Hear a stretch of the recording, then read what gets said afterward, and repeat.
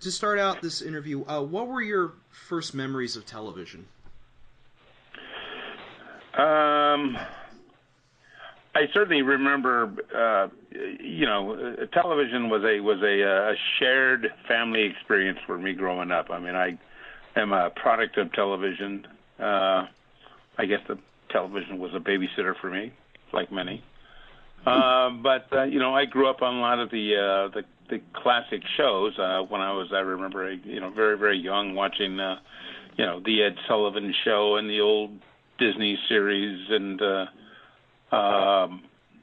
I don't really remember like your show of shows. I was too young, but I know those were big comedies. But I love television. I mean, I was glued to television. I would sneak up, get up early in the morning, and watch TV before everyone else was up.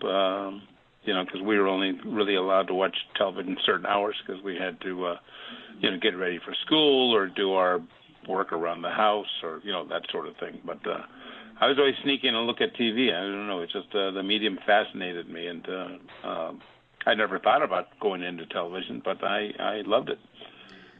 And, later on, many years later, I remember in high school I really got into photography. Well, then I wanted to go to a school that had photography as a major, and there were very few. I ended up at Orange Coast College. They had a photography major, but at the same time I started taking cinematography. And I started studying film. And there really weren't any film jobs around at the time. I applied at NBC as a page, and lo and behold, I got the job. They were getting around about 1,500 applications a week at that time, because it seemed that every guy who became a page somehow worked his way up in the business, which is, there were very few of them. So you got to meet people. You got to be hands-on at times. And at NBC as a page, if you are a full-time page, if you don't find a job within 15 months, they fire you. So the pressure was on. Fortunately, I was going to school at the time, so I could be there, a lot longer than 15 months. But, I would poke my head in, every corner of the building at NBC and ask people, what do you do? What do you do? Oh, I'm in makeup. Oh, I'm a cameraman. And at one point I thought, God, it'd be kind of cool to be a cameraman and maybe go into directing.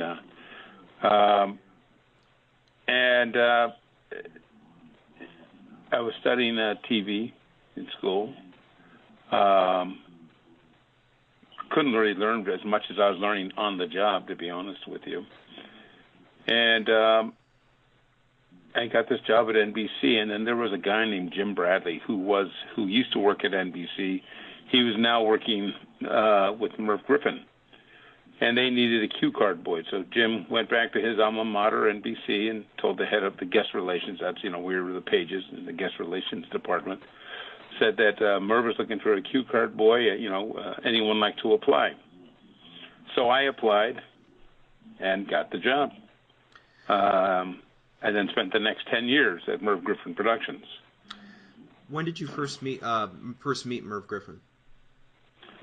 Well, and when I was a page, I had to interview with Jim, this guy Jim Bradley, and then Jim, he narrowed it down to 3 or 4 different guys, and then we all had to interview with Merv. So I met with Merv, and my memories of Merv at that time was his show was on, I don't know, about 6 or 7 in the evening, and we would put his show on while we were watching TV. And I couldn't stand it. Yeah, the Merv Griffin show was on. And my parents liked it. My brothers and sisters, we didn't care much for it, but my parents controlled the TV at that hour. And I remember interviewing with Merv sitting, God, not that many years ago, I was eating dinner watching this man and not really liking the show very much, but here's the job. And I guess they liked me. They gave me the job. And next thing you know, I'm going to school and doing cue cards for the Merv Griffin show.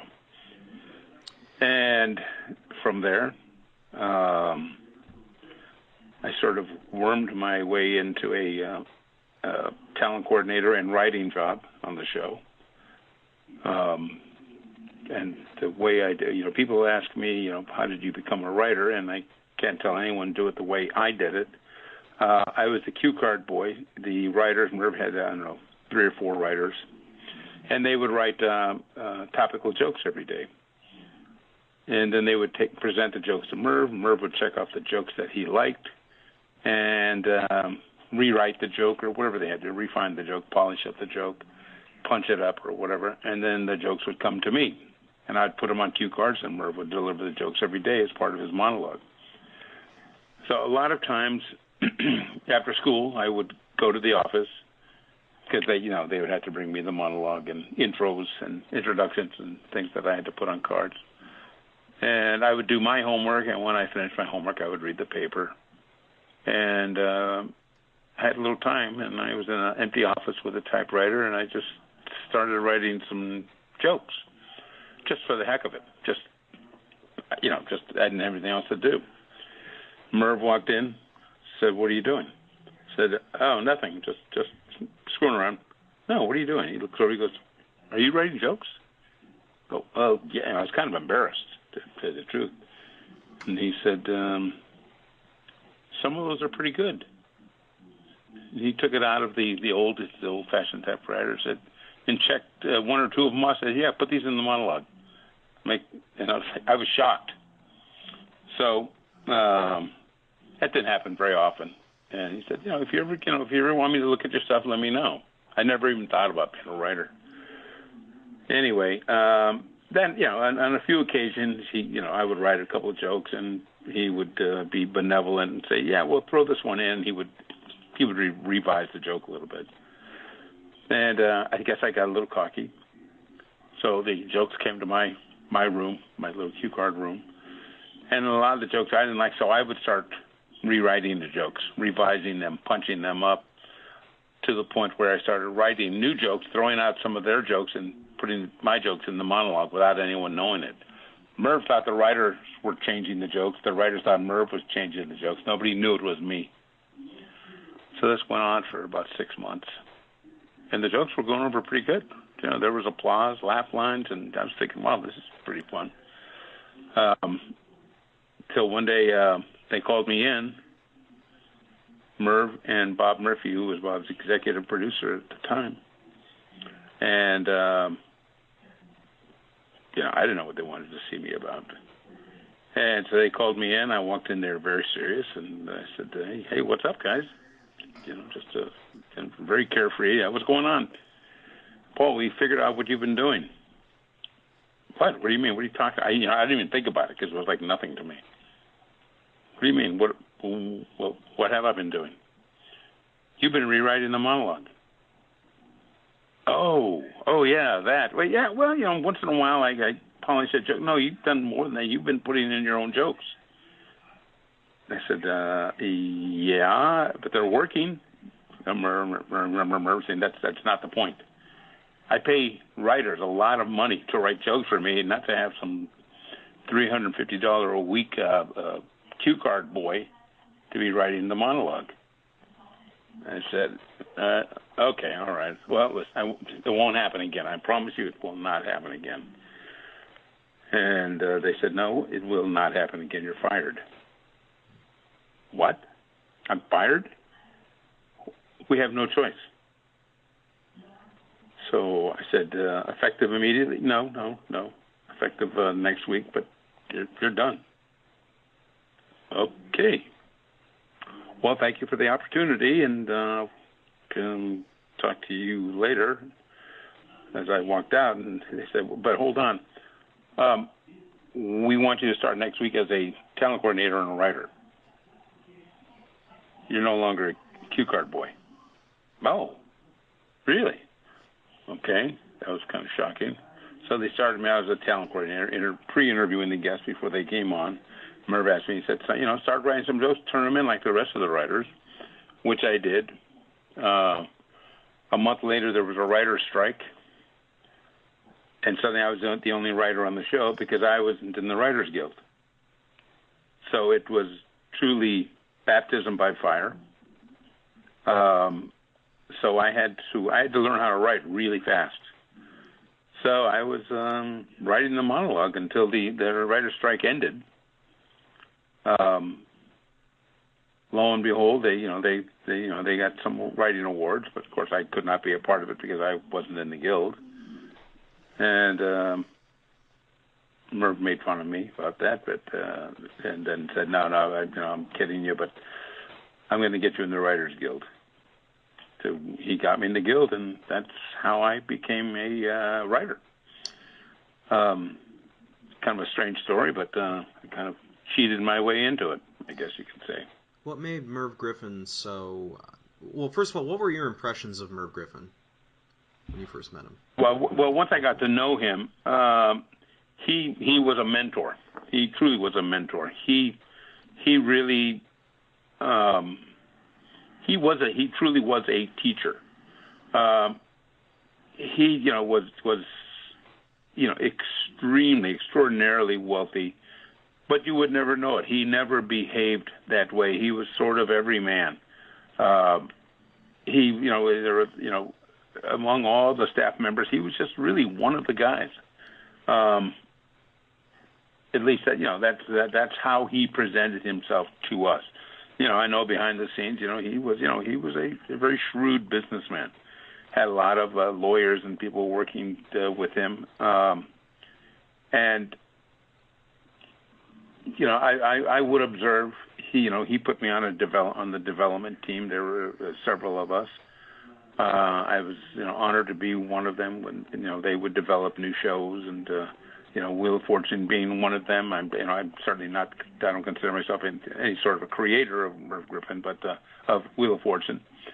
But we used to play Hangman, which is where the show came from. Merv, or one of the guys, maybe I think Ray, sneaked to our stage manager. He got a little electric slot machine and took out the rolls and put in money amounts instead of slot machine symbols.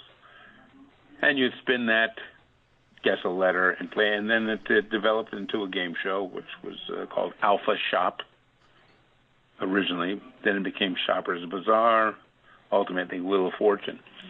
But at the same time, he was, Merv's company was doing a lot of multimedia Producers Corporation, I think it was called. That was, early days of Fox.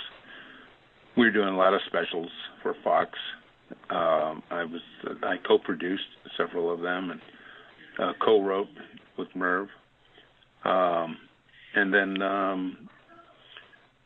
Dance Fever came along.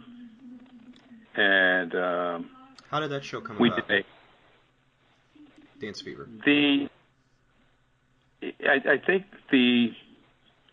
I think Deney Terrio got in touch with Merv. And I guess he got in touch with Merv, just to be a guest on the show, really.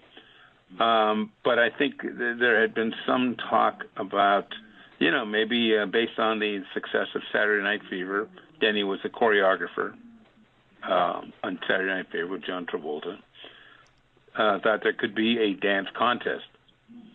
Well, we did an episode of the Merv Griffin Show. We did a dance contest,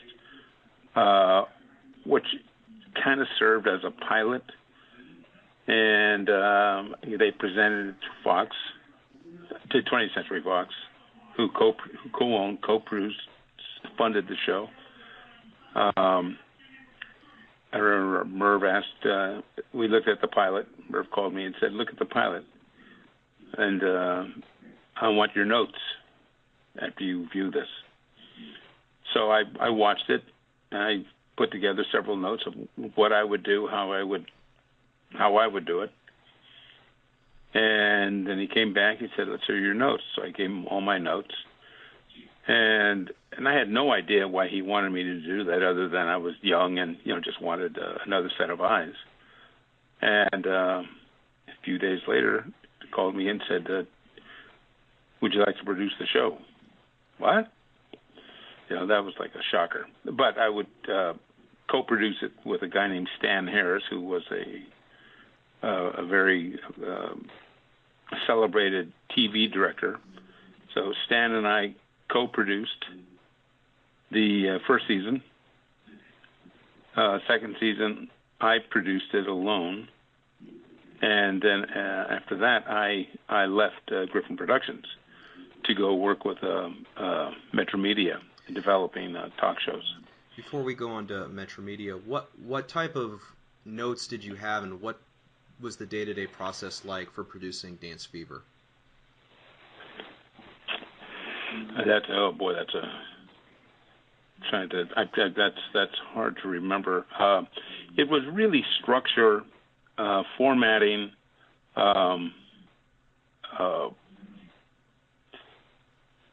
it was structure in relationship to energy of the show.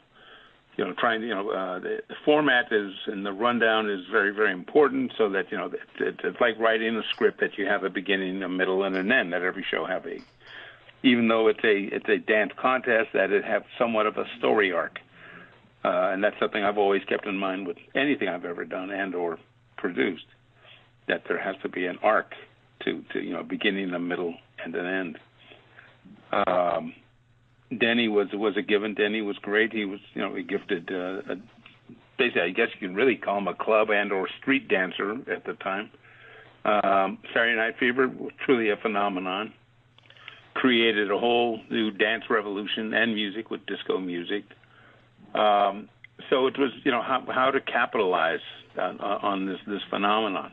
At the time, there were several disco shows in the works and on TV, and we beat everyone because I think the show was produced for how can I say, for that the demographic that loved to go out and dance, whereas the other shows I felt were all overproduced.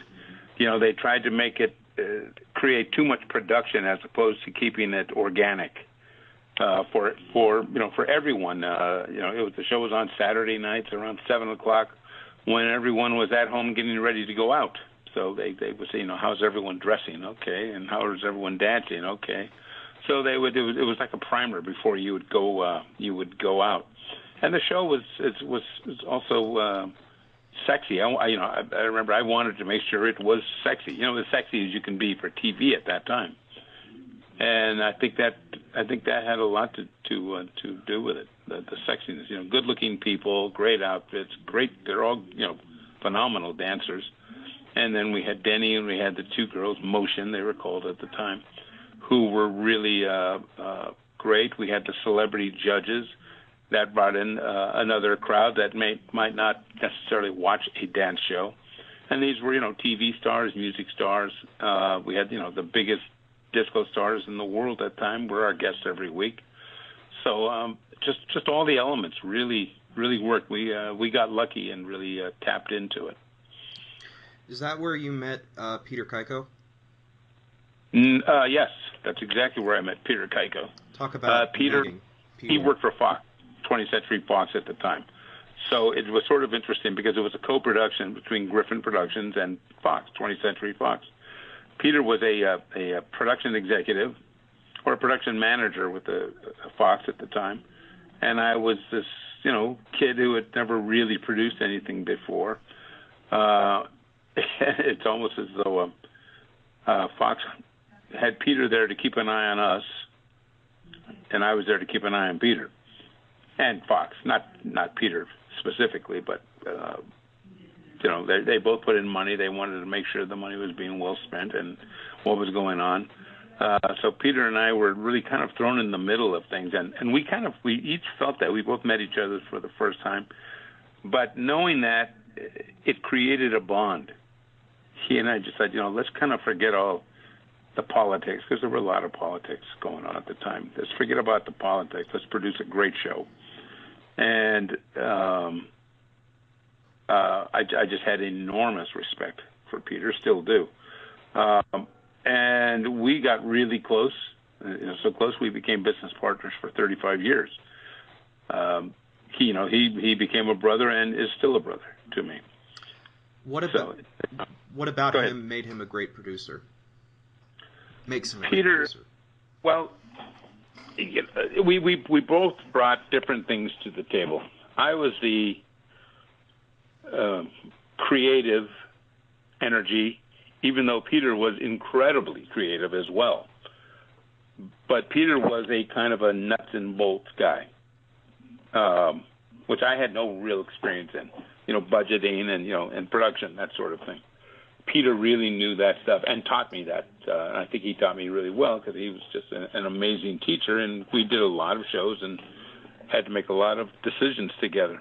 But, if it's a painting, I was the broad stroke guy, and Peter the guy with the little short attention to detail guy. He did the short strokes on this painting. And I would generally, Peter and I, we sold just a ton of shows over the years. I created most of the shows.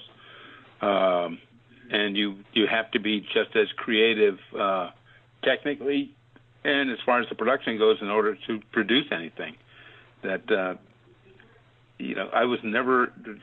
We were never interested in coming up with the best damn show that never got produced. So you really had to be mindful of the budget. How can we pull this off with this amount of money? Are we big enough to put the money in our pockets, or are we still small enough where we had to put the money on the screen? We always had to put the money on the screen. We did okay, but we always thought that if we put the money on the screen, it would come back to us, which it did for so many years. So it was a great marriage. When and why did you leave Dance Fever? Well, I did it the first 2 years. I enjoyed it. I really enjoyed it. But I had an opportunity to go develop talk shows with Metro Media.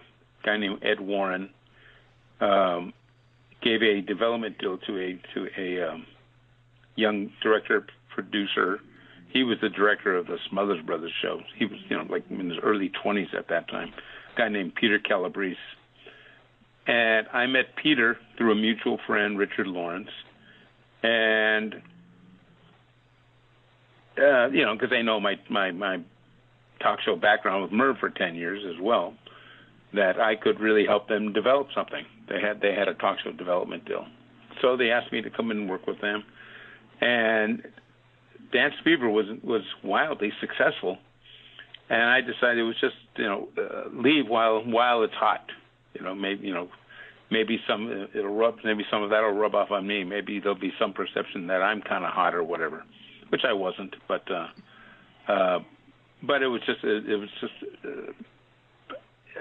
was with Merv Griffin Productions for over 10 years, and I just sort of felt it was time to spread my wings, see what I can do, and it worked great.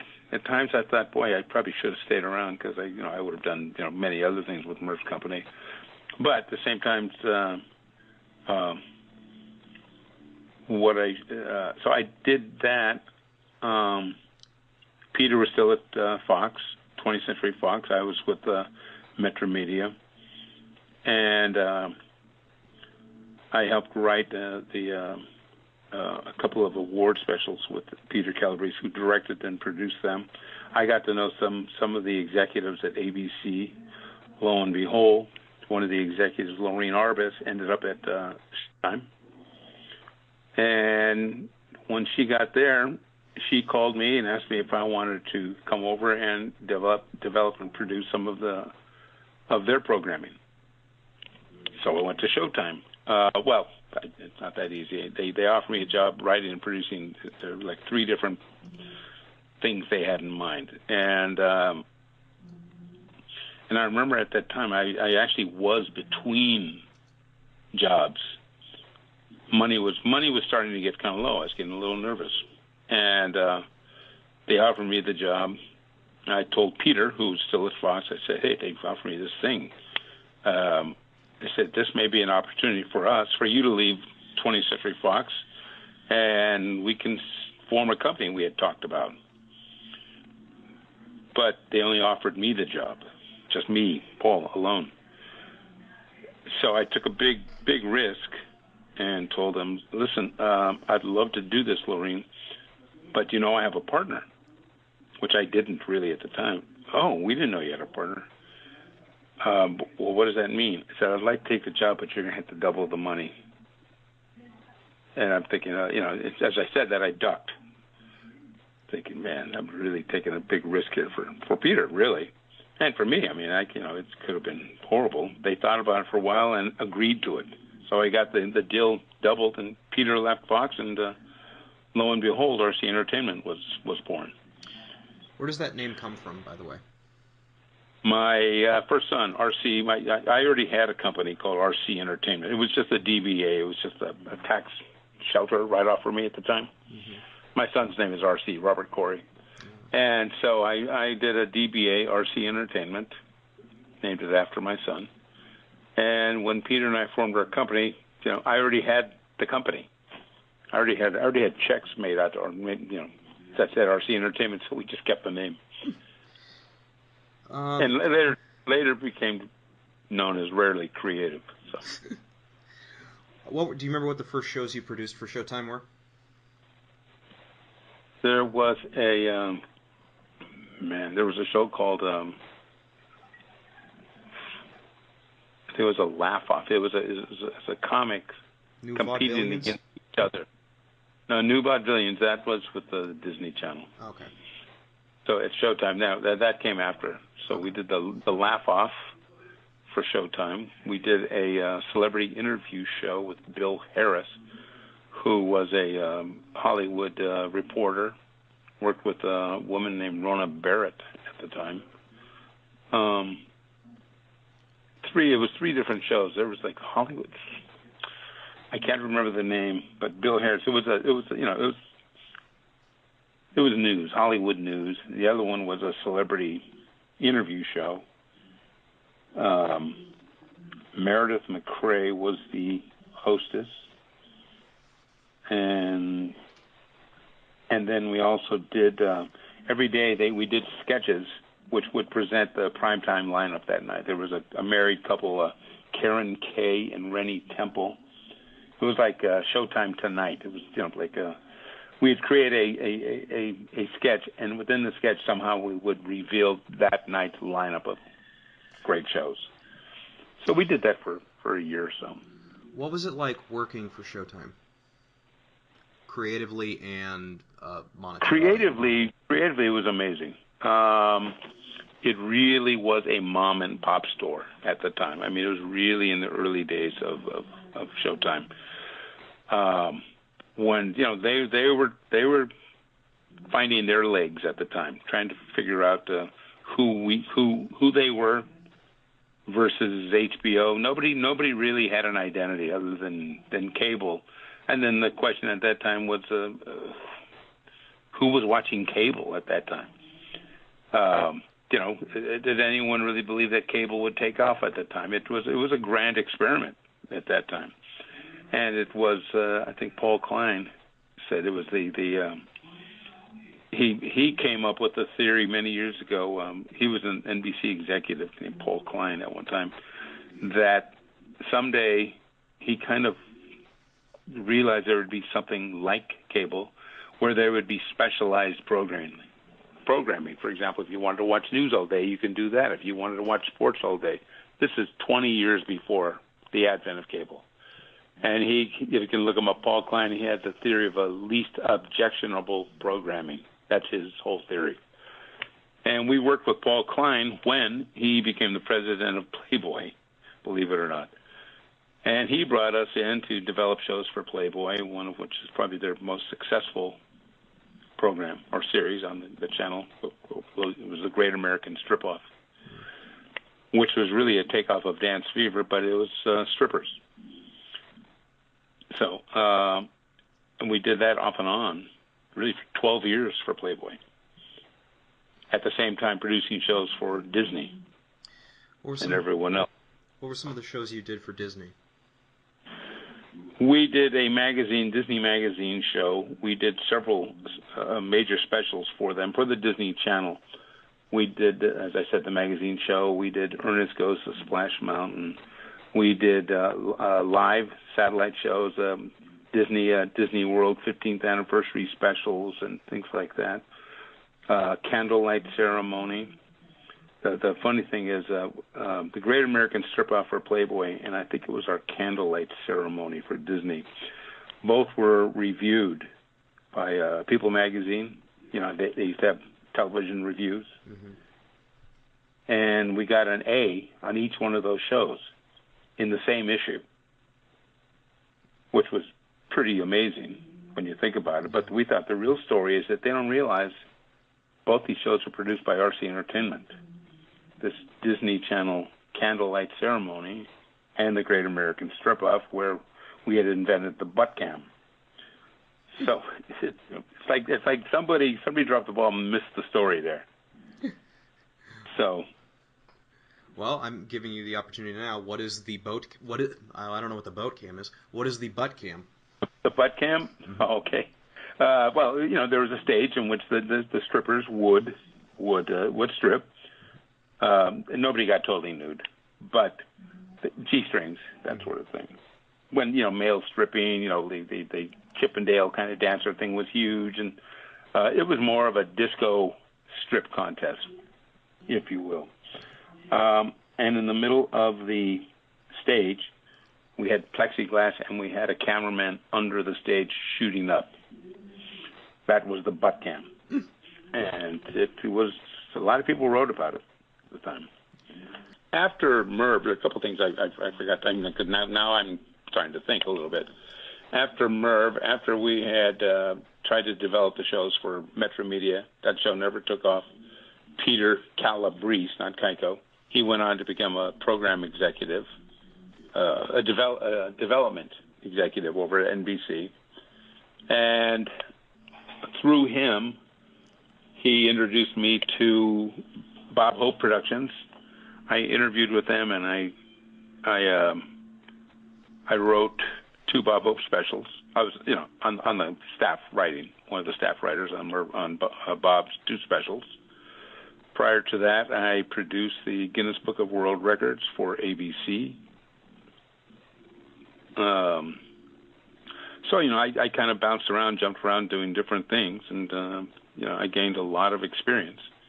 Bob Hope was an interesting experience. You know, here I was, the youngest writer on staff, and all his writers had been there for 40 years, and they decided to bring in some younger blood. I was the sacrificial lamb, and it was fun though. I learned a lot. Bob was fantastic and legendary. I mean, you know, it's just, you know, you just think about that, or I did, like, wow. I'm writing for Bob Hope, and here, you know, and I was working on a couple of other things at the same time. When you start working with him, it doesn't start for a while. You're hired, and then comes a time when you start turning in sketches and things for the specials. Prior to that, all of a sudden, Bob Hope's calling my house every day, and on business, you know, or at my house, call me at my house, because I was writing and developing things from home. And, you know, hey, Paul, this is Bob. Bob who? Bob Hope. You know, sort of okay. What can I do for you? Well, Bob, at the time, Bob was on the road. And he said, listen, I'm going to be in Peoria or wherever he is, and I need some jokes. And I'm thinking, well, you hired me for your special, not for your road show. He said, and I said, really? He said, yeah. Look, you know, I mean, I try out the jokes on the road, and if I like them here, I put them into the show. So this gives us an opportunity to work on them. Well, who am I? You know, I'm nobody and young, and okay. So he's calling me every day saying, hey, I read about this test tube baby thing. Can you give me 5 or 6 jokes on that? So he'd call me every day, give me a theme to write. And, of course, he's probably doing that with all those other writers who were getting paid for it. I wasn't getting paid for it. And so, you know, every day, every morning, I had to wait for that call from Bob. I'd write some jokes. And, yeah, that one's good. Oh, that one's good. I don't like that one. That one's pretty good. Yeah, I'll work on that one. And we finally did the show at NBC. So we wrote all the sketches. There are about 8 sketches. I got half of the sketches in the show. I was pretty proud of that. I mean, just see something you write for Bob come to life, and you see the actual set being built, and it's like really weird, very surreal. And I ended up with about 75% of the monologue. And then they hired me for the next special, and I don't know if Bob did any more specials after that. Maybe it's my fault, but he was getting old. It's really what it comes down to. And was he still doing his GI shows at the time? His overseas shows, I should say. I think he was. Okay. He probably was. I mean, I can't tell you for sure, but I imagine that he was still doing that stuff. I have, you did a series of specials called The New Vaudevillians for Disney. What was that show, and what do you remember about that? We did The New Vaudevillians and then New Vaudevillians 2, TOO, because the first one was successful. And that was the New Vaudevillians. At that time, there were, I don't know what they call it. It's just present-day specialty acts. Great jugglers and kind of funny mimes, and it was kind of a European style of entertainment, as I recall. But it was really kind of bringing, all the street people we see performing out in the malls and that sort of thing. It was finding the best of really the street performers and putting them all into a major special. And Harry Anderson was the host for the first one. Peter Scolari, the host for the second one, or was it the other way around? I can't remember now. I believe Scolari was second. Wait, yeah. And it really was fun. Finding these great acts and discovering new people. At that time, a guy, I don't think he was on the show. I think we saw him, Bobby McFerrin. He was a guy he was, vocal instruments at the time. Group called Take Six we discovered. But I just, it was a variety show, from street performers. And taking them off the street and putting them on the screen. And it worked really well. 92, you did a show called Knights and Warriors for Welk Entertainment. Could you describe that show and how you got involved with it? We knew a guy named, the genesis really was, it was in the same realm, same genre as American Gladiator. Like today would be Ninja Warrior.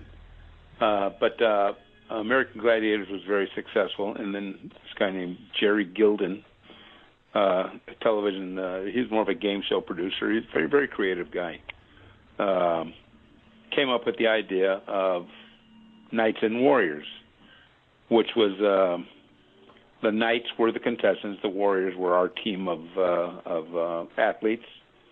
Who would go against these warriors, knights rather, the Knights and Warriors, and everything was very, very thematic. It was Middle Ages. It was a little bit of a Robin Hood meets Mad Max type of show. So Peter and I did the pilot because we knew Jerry. He asked us to help him and to help him develop all the different games, which we did. Welk Entertainment was the other production company. There was another distributor. I can't remember the name of them now. So long ago. I'll look it up later in the book. Yeah. At any rate, so we did the pilot. The pilot did really well at the convention. They got enough clearance to go forward. Peter. So I ended up producing and writing Knights and Warriors. Peter, my partner, he went on to do some other shows because there was just too much. At that time people were hiring us out as producers as opposed to hiring our company to do it. And money was important. So we thought, well, okay. He went out, did some other shows. I went out, did some other shows, and then when we finished with those, we, resumed developing shows together. Knights and Warriors did really, really well. It was the look was amazing. The athletes were incredible. The games were incredibly creative, I thought. And then we were sued by American Gladiators for plagiarism. That was the Goldwyn Company. They won. I don't think they should have, because it's like one talk show suing another talk show. But somehow they won. I remember Peter and I urging Jerry to buy the insurance in case anybody makes any claims, and he said, they're not going to make any claims. Well, I guess he should have got the insurance. But that sort of did an end to the show, even though the show was doing very well. Which was, that was really disappointing. I was disappointed for Jerry, because Jerry was a really good guy, very smart, creative guy. But that show was really, really fun, really hard. I was producing and writing it, and I literally was working, I would say easily 15 hours a day for 7 days a week for well over a year. That show almost killed me.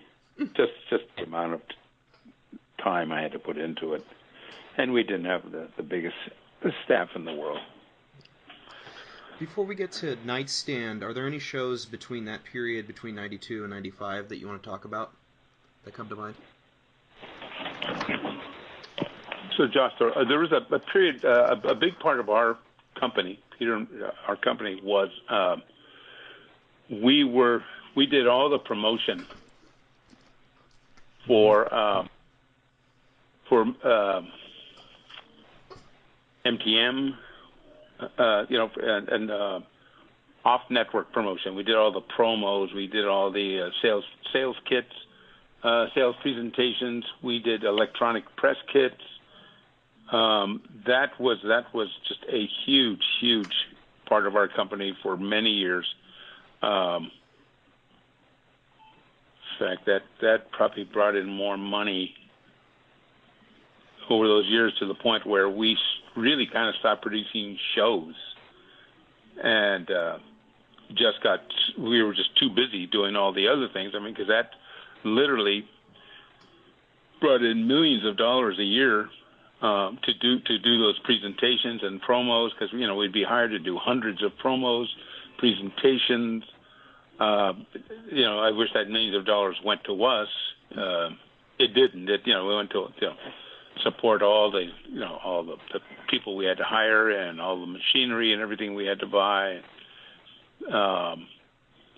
But that was huge. We did the first electronic press kit for a show. We did a lot of syndicated. Peter and I did a lot of syndicated specials. The National Crime and Violence Test, the National Family Safety Test. These were primetime syndicated specials. We did a syndicated show called the Do or Diet Show. That was a health show.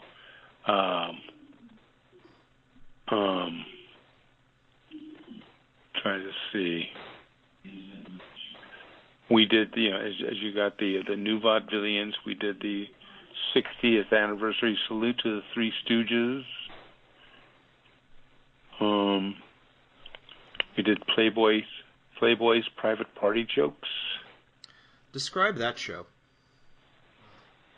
If you look at the pages of Playboy magazine, there were always a lot of jokes in the magazine. So it was, and then they had a joke page. So it was going through, finding the classic jokes and recreating the jokes you see on the pages of Playboy into TV or into little sketches. That's right. So we did that, and it was really successful for them. It's fun. That was really is. And we hired a ton of great comic actors, as well as all the beautiful playmates. So we, had to make actresses out of these centerfolds. And centerfolds out of the comedians. And then we did the first televised Emmy Awards for sports, for Raycom Sports Entertainment. It was a 2-hour syndicated special from New York, because there are sports Emmys that people don't realize, and we did that twice. It was way too far ahead of its time. Where people, that was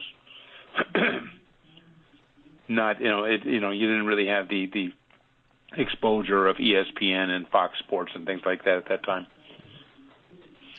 Had it come out later, do you think it would have probably been a success? Yeah, I think it would have been much bigger success, because there's so many more personalities in that whole world now. And it became such big business, and now it's 24 hours. Well, if you want to jump into Nightstand, how did Nightstand with Dick Dietrich come about? All right. Well, I was the creator of that show, and it really came from my talk show background. And I came up with the idea. It was originally called The Last Talk Show. Peter came up with the Nightstand. And it really was a takeoff of talk shows and the Donahue Show. In so many ways, we helped create Jerry Springer, because we created so much turmoil on our show, which was scripted. Our show was 100% scripted. We actually created a rivalry between Dick Dietrich and Jerry Springer at the time. But, we staged fights. We did, the whole thing that you later came to see, regularly on Springer. To which I know most of that is staged and beat it out, because it's great entertainment. But Tim Stack was a friend of ours, a great comic actor, writer. And I came up with the idea. I didn't know what the hell to do with it. Just like, this could, and I wrote up a treatment for it. And Tim came by our office one day, because Tim would always come by and pitch shows to us, or, we'd get together and go to lunch. And Tim, he was with the Groundling Theater here. One of his characters was a talk show host. And we knew that Tim did this sort of takeoff on Donahue. So I mentioned the idea to Tim, and he goes, "Hey, I love this." At the time, Peter wasn't really behind the idea, because his feeling was, how do you parody a parody of itself? He just thought that that genre's already become a joke. How do you, in comedy, you never do a joke on top of a joke. And our whole conceit was, no, not if you play it real, not if you ground it in reality, not if the host is earnest in his approach and he believes everything he says, even though he's probably the worst host on the planet. So that's kind of where we went. We went with some of the most ridiculous themes and issues, but played them very, very straight. We never told the audience that it was a comedy, because you had to watch for a few minutes and you think, is this real? And people would catch on. Some people thought it was real, but most people would catch on and realize that it was scripted, but enjoyed it because it really was making fun of all the other talk shows that were going on at that time. And, there were more and more and more every season. There were, to the point there were 7 or 8 talk shows going on at the same time. And when we did the pilot, which was on Sexaholics, Sexaholics,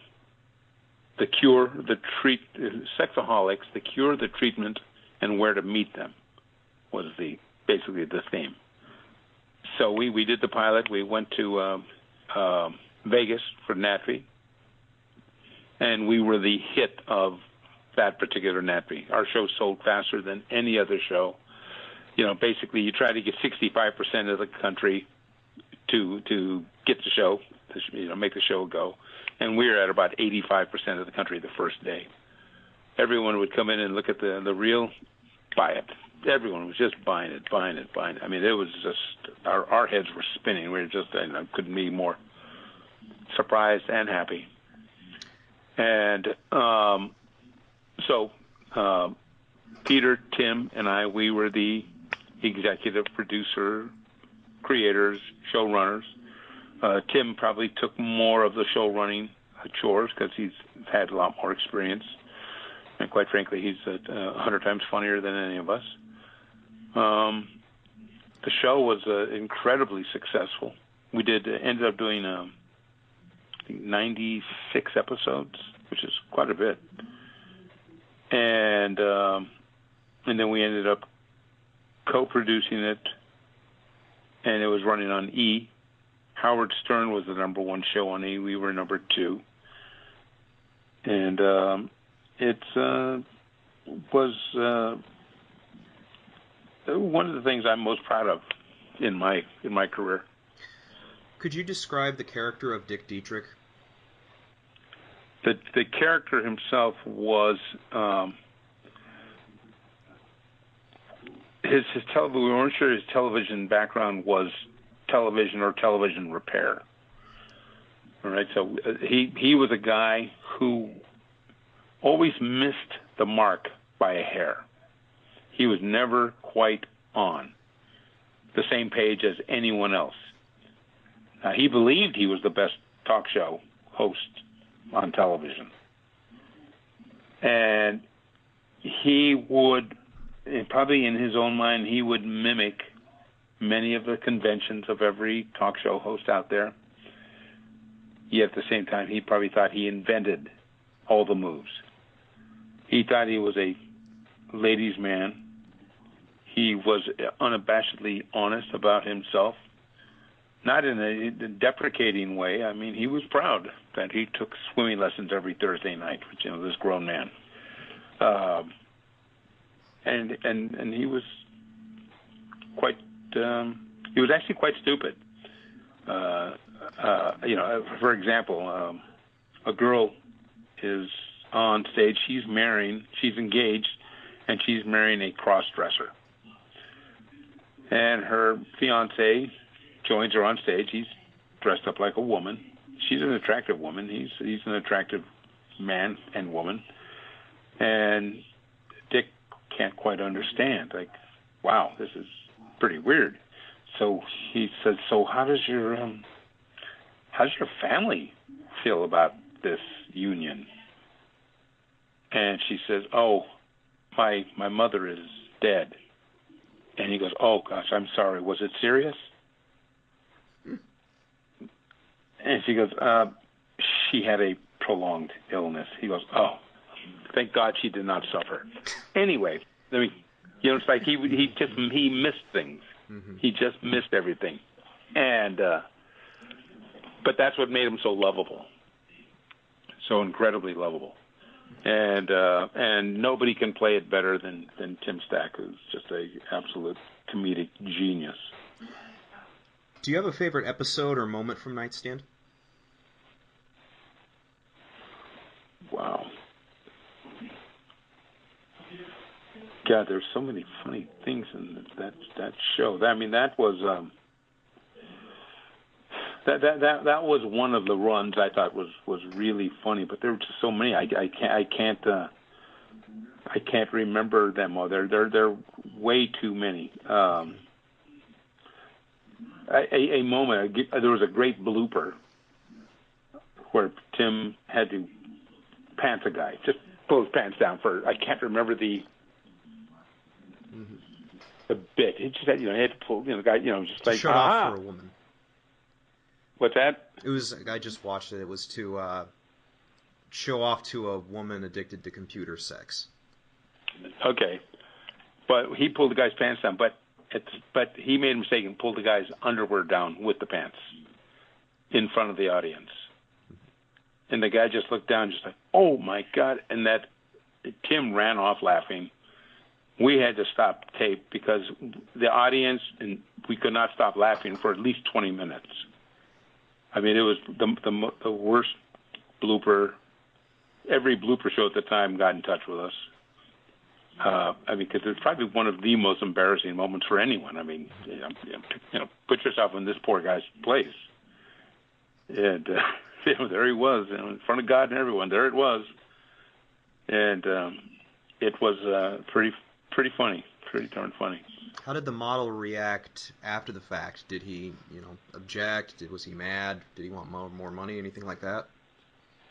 Who? Oh, the model? The model who was pantsed. No, he was a great sport. He knew it wasn't intentional, of course. Mm-hmm. He was really embarrassed, but I guess luckily for him, he was somewhat gifted in that area, so it wasn't terribly embarrassing. So but it could have been a lot worse. Yeah, I think you know what I mean. So that's lucky for him. I think for your sake, it may have done a lot for his social life. Who knows?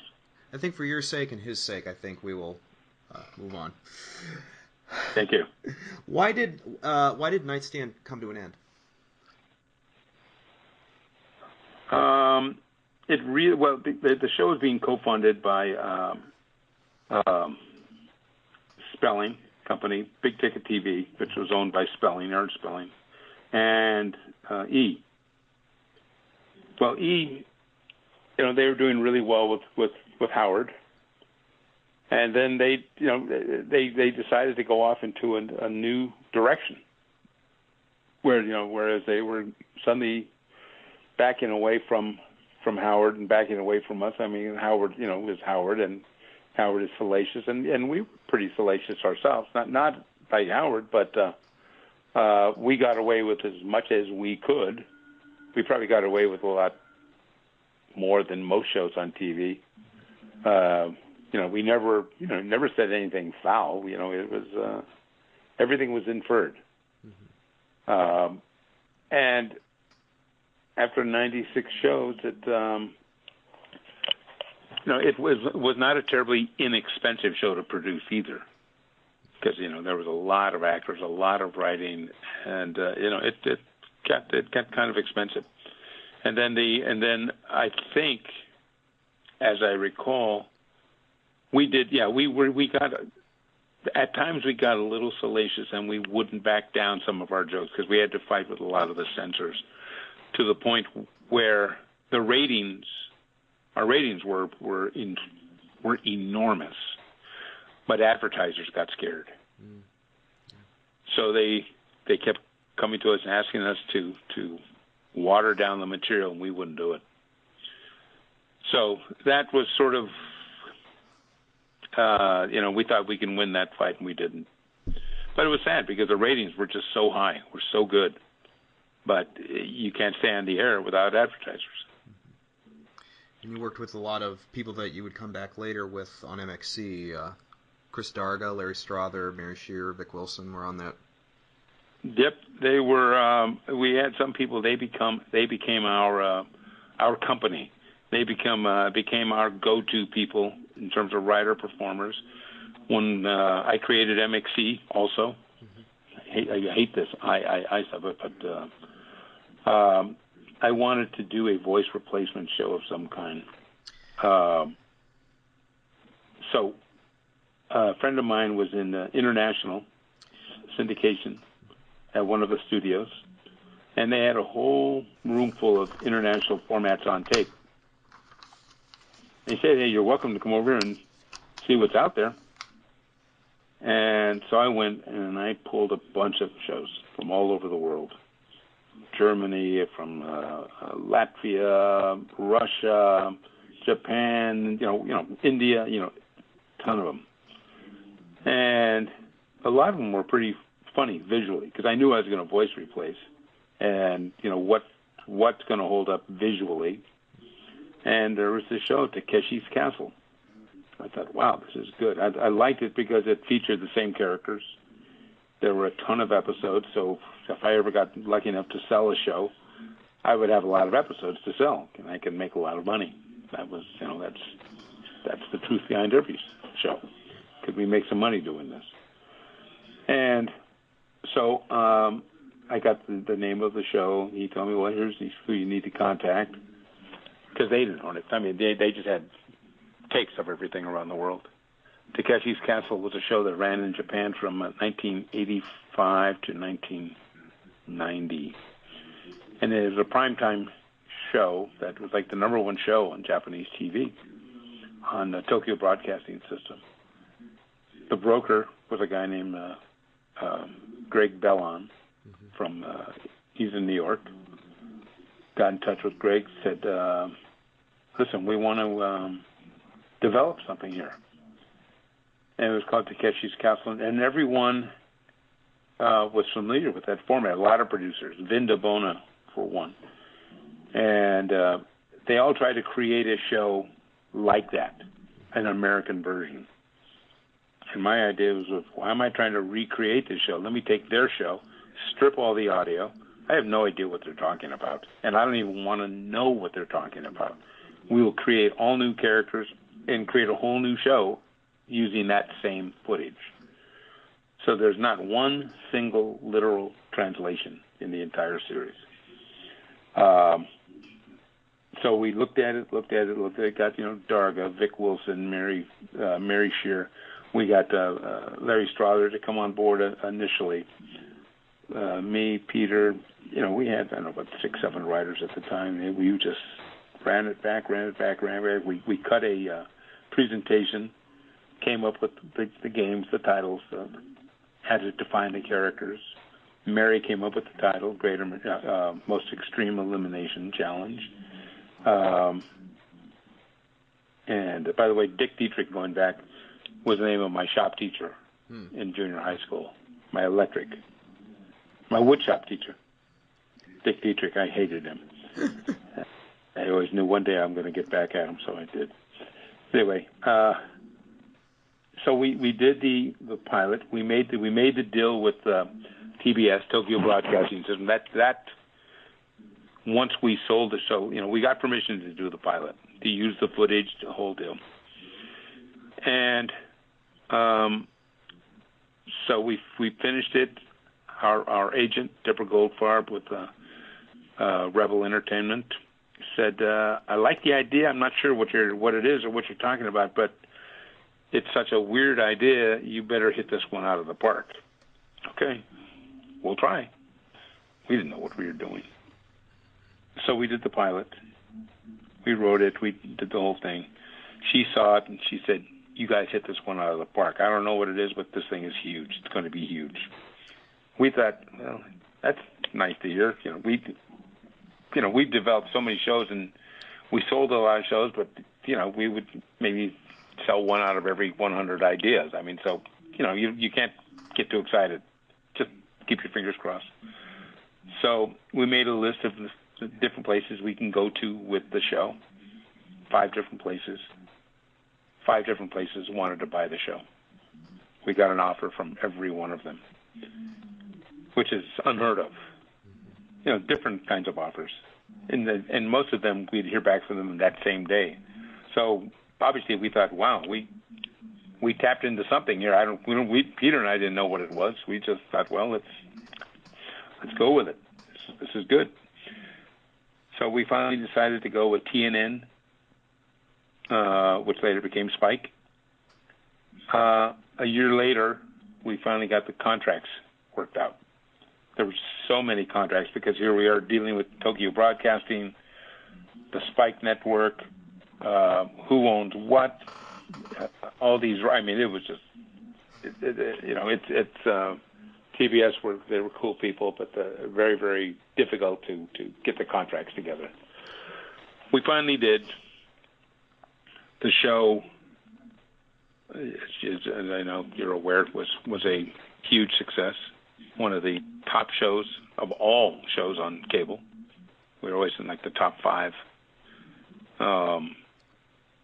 We did 98 episodes. And we had hundreds more that we could have gone to, but Showtime, at Spike, they had a lot of new people come in. And we were and still are to this day, I'm pretty sure, the number one show, that original show ever on Spike. Because our numbers were just huge. Our reruns, people would kill for our numbers on a rerun. But new people came in, and this is my belief, that every new program executive wants to come in with their own slate of shows.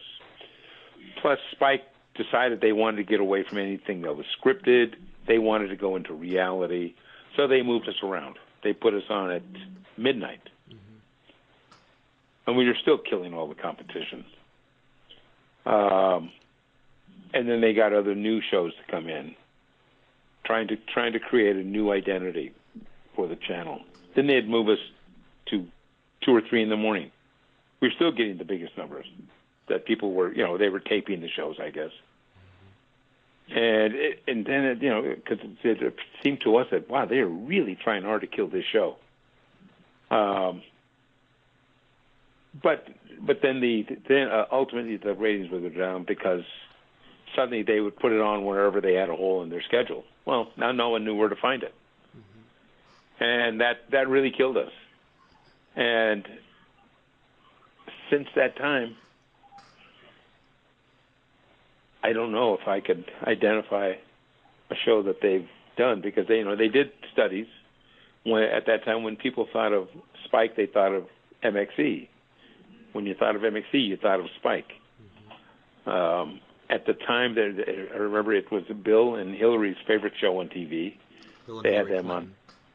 Yeah, that they were at some function at the time, at the height of the show. Hey, we're from Spike TV. Are you familiar with this? Yeah, oh yeah, we watch MXC. Right you are, Kenny. This is Bill and Hillary mimicking some of the characters, which was like, wow, this is really weird. But they wouldn't promote us because they didn't need to promote us because we were so big on their network. We complained a lot. Why don't you put more promotion, help us grow this thing, make it even bigger? Because we always thought, God, this, maybe we can take this to the networks ultimately, or something with it. Mm-hmm. Well, we don't need to. It does well on its own. All of our other shows really need help. We need to put our energy, our thoughts, our money behind these other shows. All right. Well, before we go any further, could you describe? You've obviously described the aspect of it being a redubbed Japanese show. Describe the format of MXC for someone who's never seen it. It was a athletic competition. At the time, it really was a huge video game come to life. Video game meaning that there are so many games that you can play at an arcade that they created human games to be played, a la an arcade or video game. That's really how it was created. That's how the Japanese, from what we understand. But that leads you to look. They had about 125 people competing against each other, each 1-hour episode, till they whittle it down to about 5 players who would, they would have to run across spinning logs. Our game, we had another game called Sinkers and Floaters. They had to run across a pond where some of the rocks were stationary, others were floating. If you fall into the water, so it was. The whole thing was, every game was an exercise in eliminating people because they were just so. Some games were really dumb. Some of the games were actually really dangerous. People, I think somebody died in Japan doing that show, from what I hear. But the games were they were bigger than life arcade and video games. But you had to be quite athletic to get through most of these games. A lot of it was the forerunner to Ninja Warrior. Same company created Takeshi's Castle, also created Ninja Warrior. So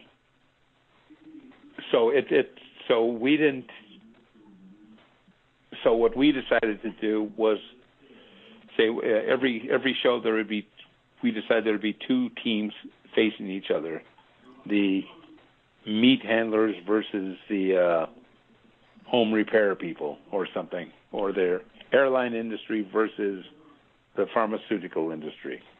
So that gave us a handle from which we can write jokes. So now we can write pharmaceutical jokes. We can write meat handler jokes. So we had to create a way to create humor.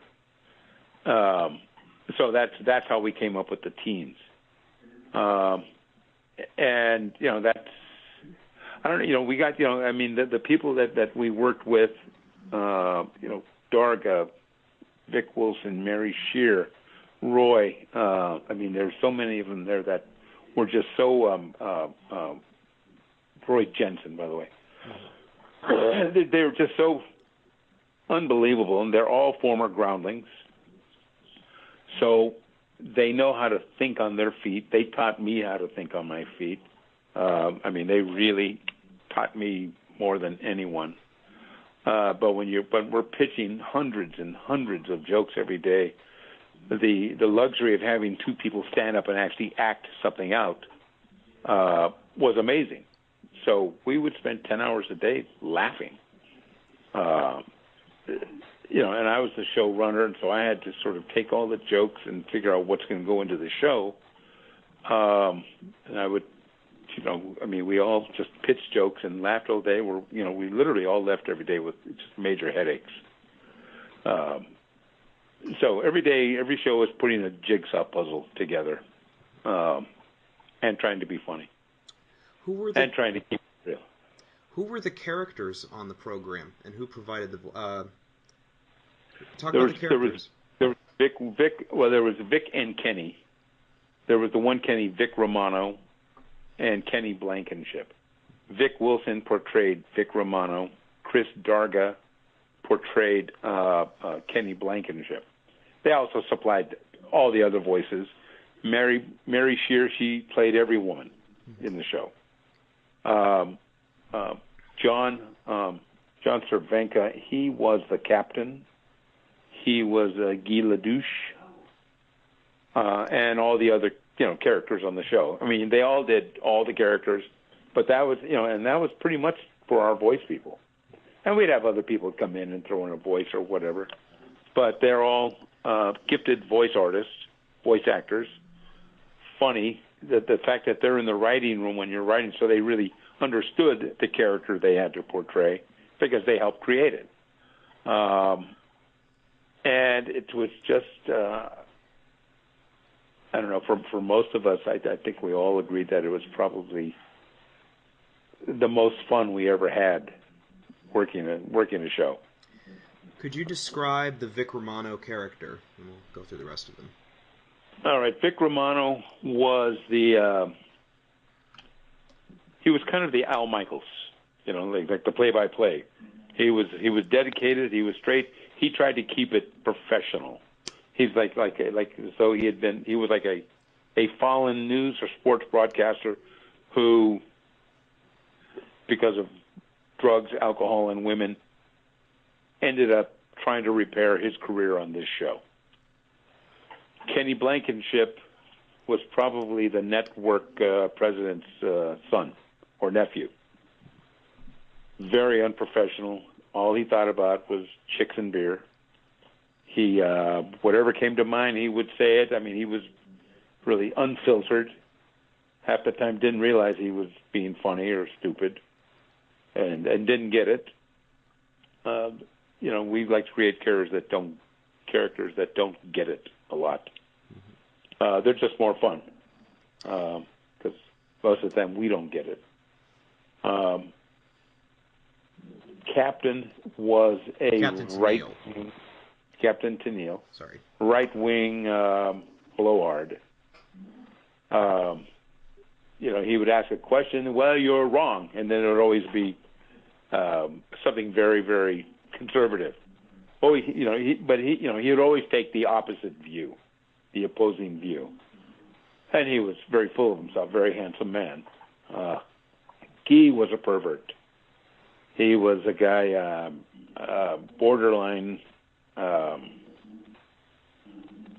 he's creepy. I mean, you know, a guy you would not want to spend too much time alone with. He was smarmy, but he didn't hide who he was very much. And so we really had to understand and write their characters and be consistent without taking. I mean, we had one rule on that show, and that was never ever make an Asian reference ever, which we never did, because you're looking at the visuals were all Asians. So for us to make an Asian reference, that's like going back to a joke on a joke. That, you know, if I start making fun of or start doing Japanese voices, well, where do I go from there? You know, it was funnier to see this beautiful Asian face, and the guy's name is Murray Schwartz. It lent itself to much better comedy.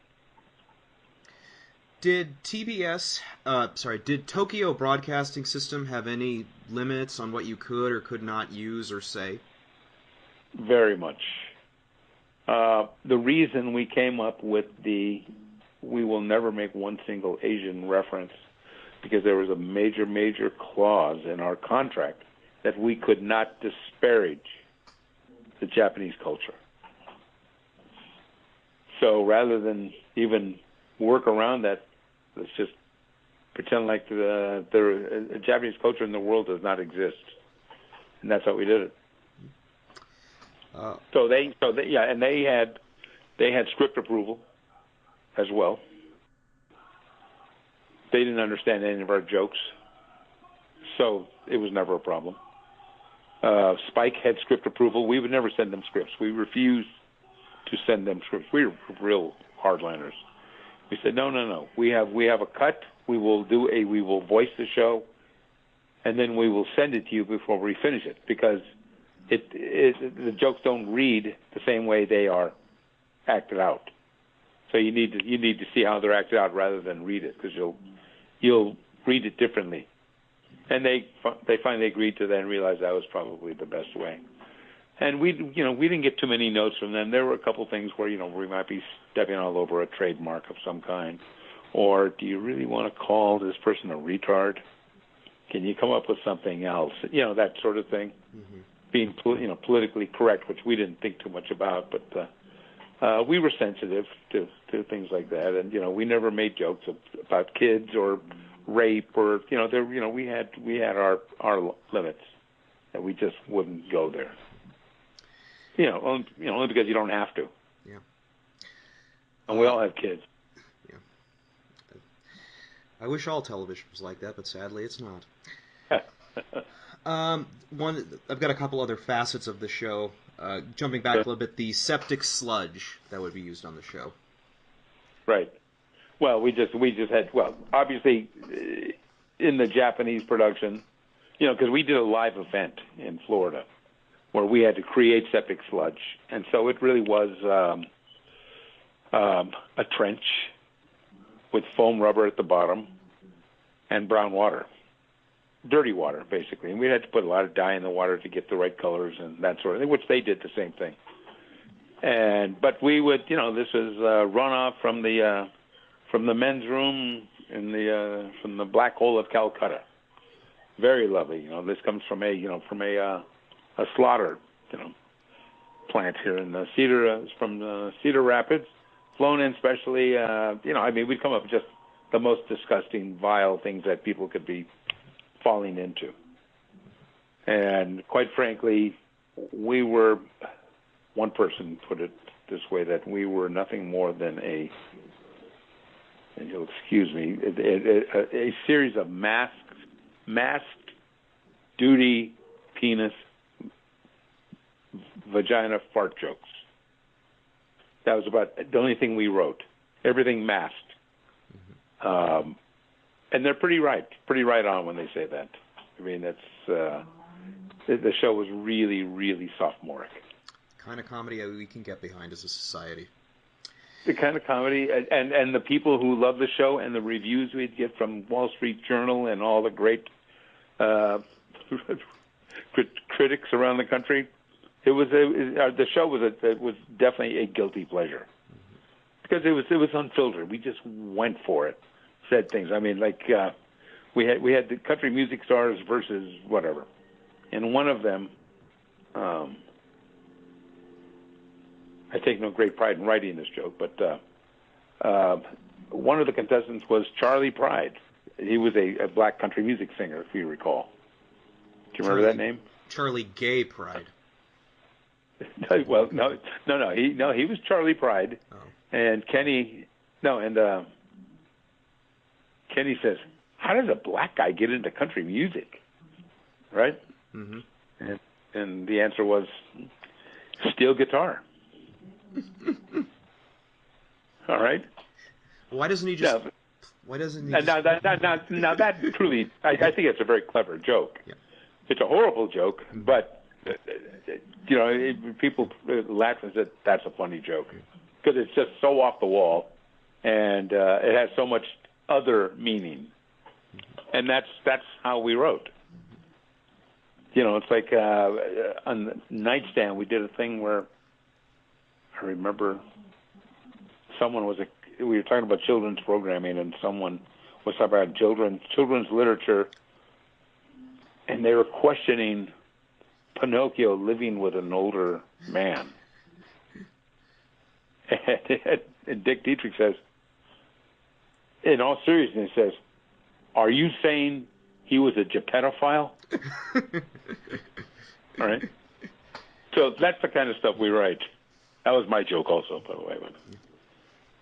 And who the hell knows where those come from? Nobody knows.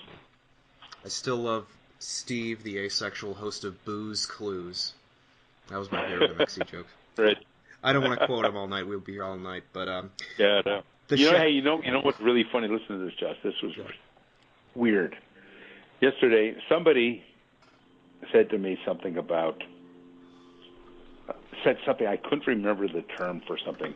All right, I know what it is now, but yes, I'm thinking, God, what are they talking about? It was kind of, and I'm thinking, God, it's kind of like a circle jerk. But I was trying to. That's not the word I was looking for, but it was something like that. So I went to my phone and looked up circle jerk just to see if the word I'm looking for was somehow associated. And it went to the Urban Dictionary, right? Mm-hmm. And next thing I know, it said MXC, circle jerkers. And I'm thinking, oh my God, we're in the Urban Dictionary now? Mm-hmm. The word I was looking for was bukkake, by the way. Okay. It's totally unrelated, but it was just so. Yes, this was yesterday.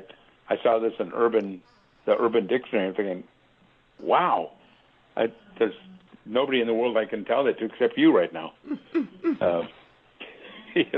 But I mean, it's like that show really did have a pretty heavy impact. And there was, ripped us off.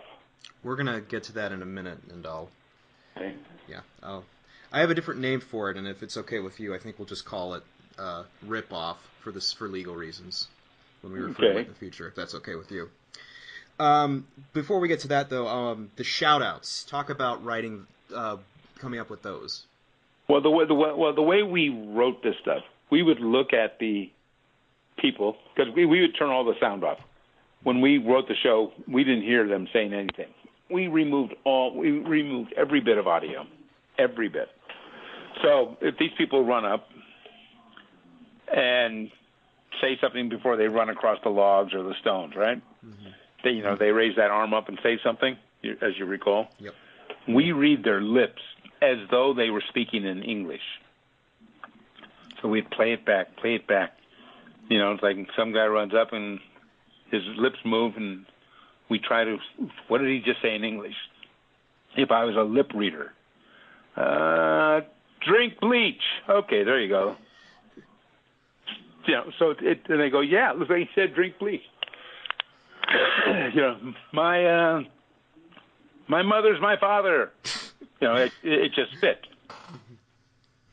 So and that's how we wrote everything in the show. That if you were mimicking somebody's words, we had to find the comedy and try to read their lips in English even though they were speaking Japanese. So it's funny, at the time, there were a couple of other voice replacement shows that came out. NBC called me. I can't remember what the name of the show was, because our show was just wildly successful. So NBC calls me, says, Paul, yes, this so-and-so, yeah. Hey, listen, we're doing this show. It's kind of similar to your show. Want to know if you had some time to come by and see us and tell us how you do it. Like, what? You want to know how we do this show? Yeah. So are you calling to hire us to do it, or you just want to pick my brain? No, we just want to pick your brain.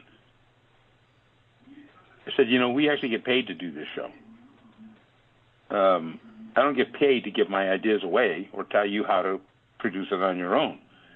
You want to hire us to do it? Well, we can talk about that. Or you want to hire us to consult? But are you crazy? Why would we do that? Oh, we just thought that that you might want to share what you've learned.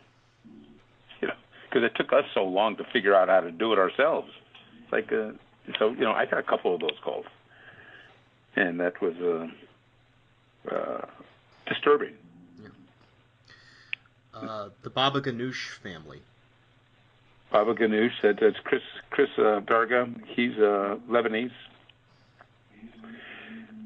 / Polish, but he loves Middle Eastern food, and somewhere along the line, because we came up with all kinds of crazy names for characters, and this was, Bobaganosh. Bob, first name Bob. Ganoush was the second name. And then in every show we figured out how to put in a Bobaganosh of some kind. And then Dodgeball, they ripped us off with that one. No, Basketball, was it? Basketball was pre-MXC, so I think it was. So I guess it would have been Dodgeball. Yeah, because they did a lot of Bobaganosh in that one with their play-by-play. But that was just we liked the word, and we figured out some way to fit in Bobaganosh in every show. And, speaking of, I wanted to talk about were the LeDouche relatives, Guy's extended family. Well, what happened there was the character who played Guy, the regular Guy, there were a lot of episodes where he wasn't there, that they had a girl, they had somebody else, all kind of dressed like him. He actually got into a lot of trouble with the law and a lot of compromising sexual things in his personal life that we later found out. So I guess he would be gone for a while, and they would have to replace him from time to time. And that's when these other people, Gay LeDouche, Goof LeDouche, we'd come up with, just so many different variations of the LeDouches, as it were. So that's really technically how that came about for us. Was there ever any footage that you saw on the show that just based on how bizarre it was, you said, we can't use this footage? No, there was, well, not for any other reason than when we, started viewing the shows, there were so many, like the sketches they did were just horrible. I mean, just, you can tell there, it was like watching the really bad Mexican TV from years ago, where the sketches were just horrible and really forced and a lot of canned laughter and things, until we finally figured out how to use their sketches. So we'd use them, we'd build them into the theme as, let's go to this secret test camp for, whatever it was. We'd find out a way to use it. So we really had to figure out how to use every moment to our advantage, just to stretch our library. Because there were like 246 hours. Our show was a half hour, so we really had a lot of shows that we could have built up, over 500 shows. I talked to Herb, and he said his proudest achievement was coming up with the title "Hookers at the Point Break." That's nice too, yeah. Did you ever hear from anybody who was in Japan at the time or who was on the show?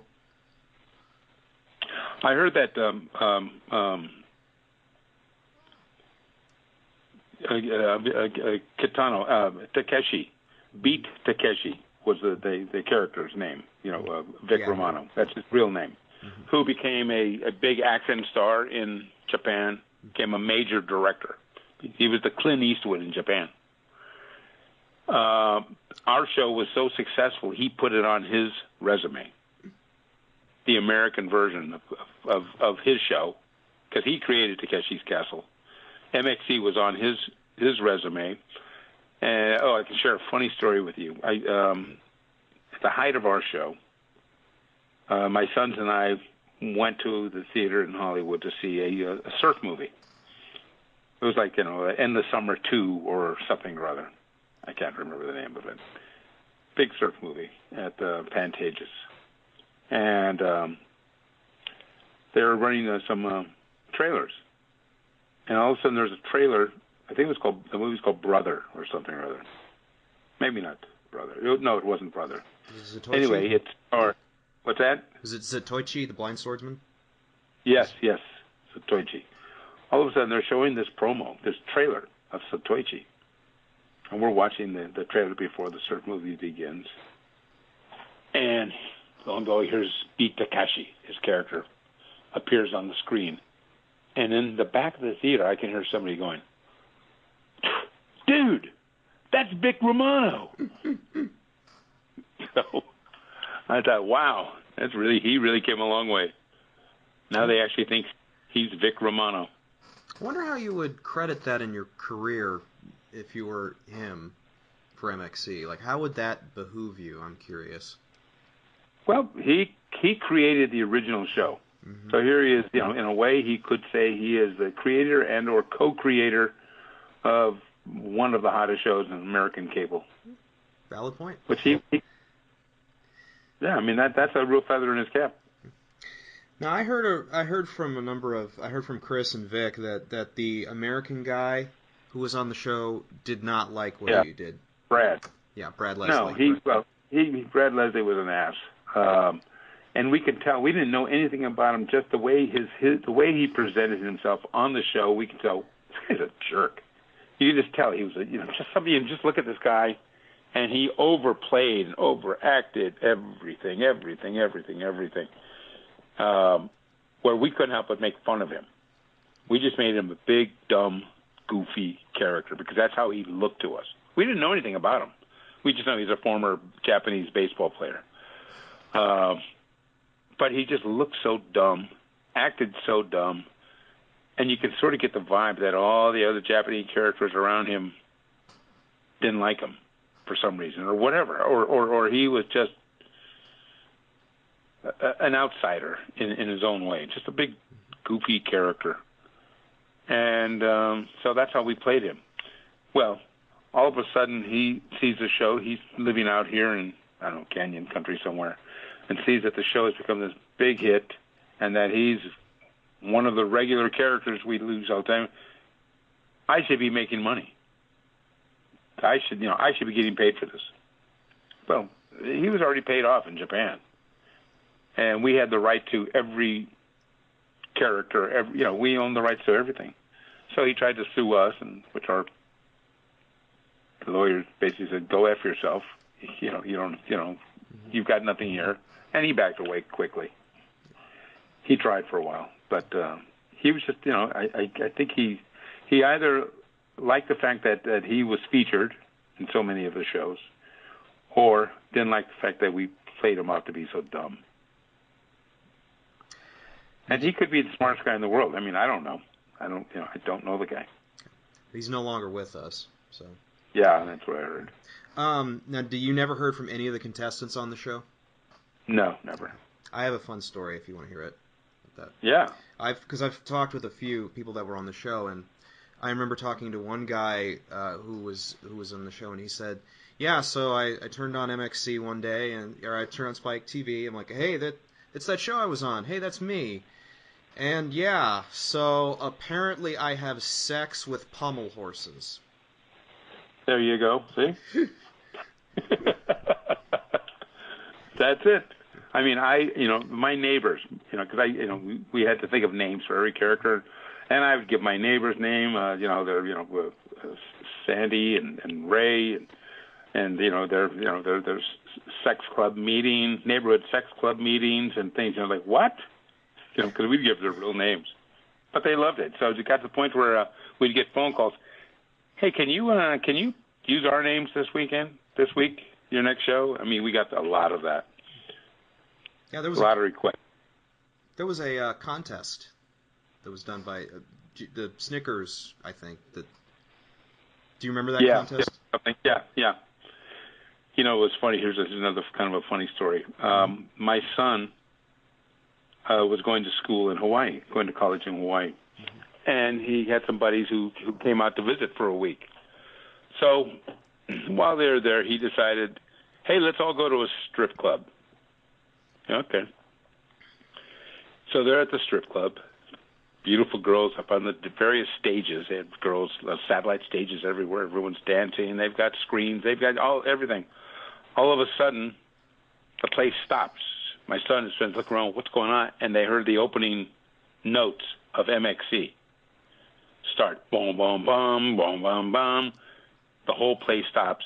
And my son goes, what's going on? He goes, no, we stop everything to watch this show every week. So they start the show, and my son says, as I see this show start, a pair of the most beautiful breasts just crossed the screen. In the background was your show, and I actually teared up thinking, that's my dad's show. I said, okay. I don't know if that story is worth repeating ever again, Travis, but thank you. No, Dad, I was so proud of you. Okay, thank you. So, but and then my other son, my youngest son went to Columbia University, and all the professors found out that his dad was the creator, writer, MXC, and he would be called into teachers' rooms. The philosophy professor wants to see you, Drew. For what? Why? Hey, is it true? Is your dad it's that sort of thing. He said that happened all the time there. It's like, wow, how weird. So I don't know what happened to America there for a while, but they jumped into MXC for a while. Everyone was hooked on it as far as I was concerned. Well, there were drinking games. They tell you about all that? I don't drink alcohol, but I'm aware that they existed.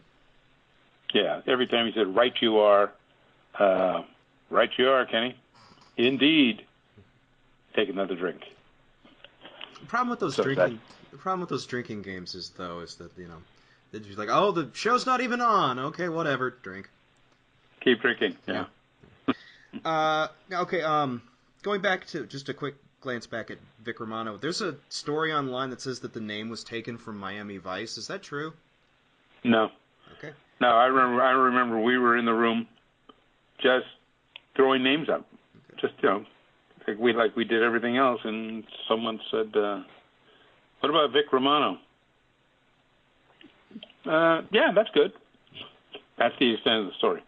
Okay. Kenny Blankenship. How about a really nothing American name? Kenny Blankenship. Oh, yeah, that's good. That was it. I mean, there was nothing behind the names. Okay.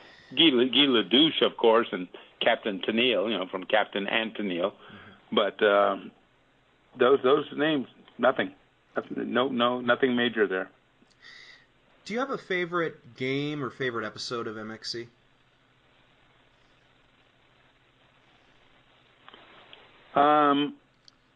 I like Log Drop was my favorite game because people would just really, really wipe out on that game. Sinkers and Floaters I always thought was great. Holes of Glory, funny, really funny, and the obstacle course we had. What was that called? Dash to Death.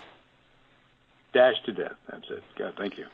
I thought it was a very athletic game, but it's just funny stuff. Because you would have time, because it was a longer event, that you would actually have time to write and develop jokes on certain games. Mm-hmm. So that's one of them that was really cool. Describe a game like the tricycle race. Both describe what it would have been on the original show, and then describe what you guys did with it. The bicycle race was just the ridiculousness of adults riding these tiny little tricycles on this. I guess it's not really an obstacle course, but a windy course where you do it. It was kind of like chutes and ladders in a way, I guess. Mm-hmm. If you're a big person, it's pretty difficult to ride a tricycle. Well, to us, they were not tricycles. These were mean motorcycles. These were you were facing death when you get on that three-wheeler. So we played it real as though it was a motorcycle race, and played it real. Never made fun of it. We didn't really write jokes. We had nothing but jokes, but we didn't really present them as jokes. If a joke was coming, it would be we'd say the joke, and Vic would probably say, "Oh, that's not funny, Kenny." Recognizing that it was a joke, because we don't really write jokes on this show. Everything is real, and that's and that was really the success of the story of the show, because it had two elements. If you turned the show on and you turned off the sound, you would be entertained by the visuals on this show. The games were so stupid and so dumb, and people running across logs and stones and dashed to death. Like, oh, wow, oh, my God, that guy got hurt. So you'd get a kick out of that. You would laugh at that. Now, you turn up the sound, and now everything is amplified. That half the people who watched the show loved the action, and the other half loved the writing. So we got really lucky that way. Do you have, in ending up on MXC, and then we'll get to the aftermath, do you have any regrets with the show? Regrets with the show? Regrets? Yes, I do. My biggest regret is that we did the live version of MXC in Florida. My biggest regret is that we did not take that further and say, why don't we develop this as a live action show here in the United States, which somebody did, because we owned the genre, really. We owned it. I mean, we did it, and they, when they started, they tried to hire a lot of our people. In fact, did. Well, okay. Well, getting into that, when Ripoff. First, when did you become aware of Ripoff? I got a phone call from someone that said, "Hey, did you hear about this new show?" No, what is it?